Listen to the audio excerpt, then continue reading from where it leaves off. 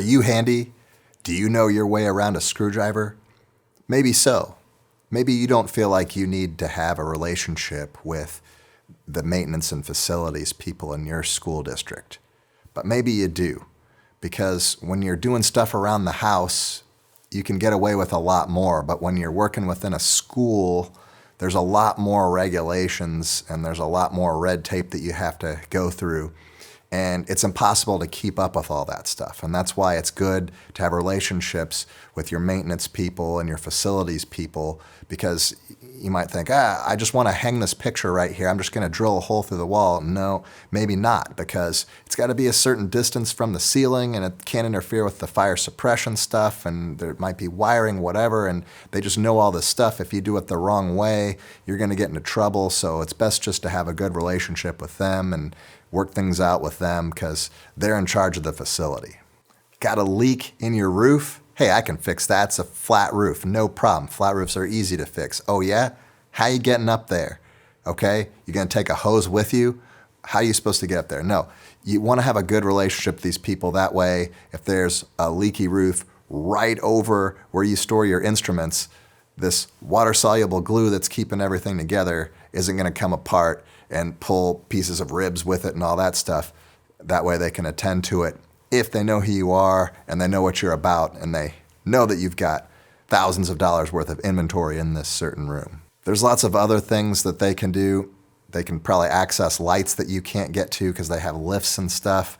There's plumbing issues, like the toilets in the school are probably different than the toilets in your house. So if there's something going on with it, it's not probably something that you can attend to. So again, these are extremely important people. These are people that if they were working commercially, they're a commercial plumber, commercial electrician, again, they'd be making a lot more money than for the school district. So they're there to help you. They're there to help the students, treat them with respect. I know sometimes you're trying to have rehearsal and they're outside your orchestra room and they're drilling and they're doing all this noisy stuff and you lose it. You go outside and just start giving them the business. Well, that's not going to be good, because then the next time you put in a work order, they're going to be like, oh yeah, that's that jerk orchestra teacher. We're never going to fix that. And then stuff's broken all the time and you can't get anything done. It might be good to loop in your maintenance and facilities people if you're having a large event.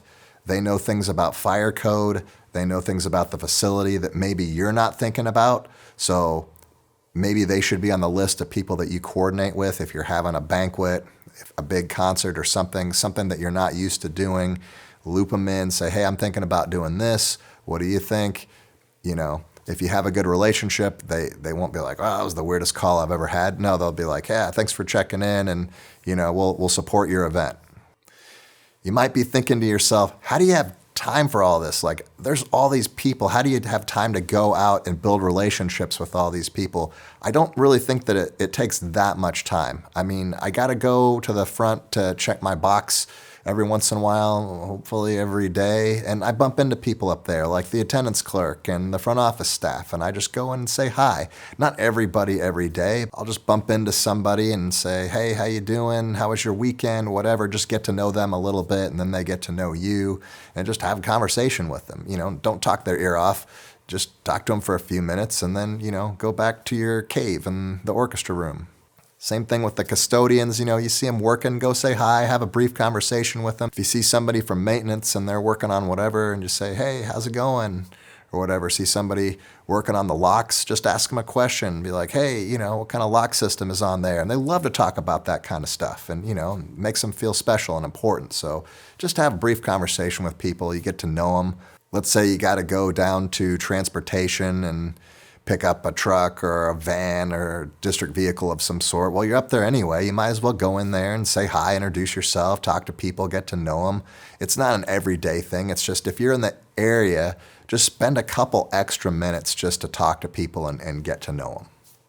I'm fairly introverted. I know probably a lot of you are introverted. I think a lot of music people are introverted because of the whole music school scenario. When we were going through music school, we were inside of a practice room for hours and hours and hours, and the world outside of it just didn't exist while we were in there, because we were just working on, scales and etudes and solo literature and whatever and auditions, and that kind of stuff. And then we come out of our practice rooms and the fluorescent lights are just hitting us weird. And we're like, oh, there's other people in the world. So I get it, but sometimes we got to get out of our shell a little bit and just, talk to people, be friendly and converse with them and build good relationships. So I hope that you found this series valuable. I hope that you don't find it too preachy. It's just things that I really have had to work on myself as an introvert, as a musician, to get out of my shell and build relationships.